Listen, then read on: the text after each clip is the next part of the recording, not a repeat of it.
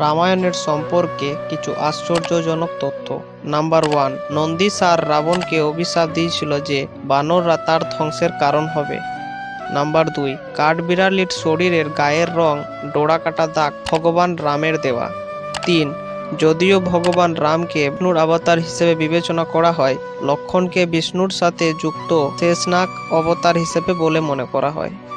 Number 3, বর্ণকালে সীতামার নাম ছিল বৈদেহী।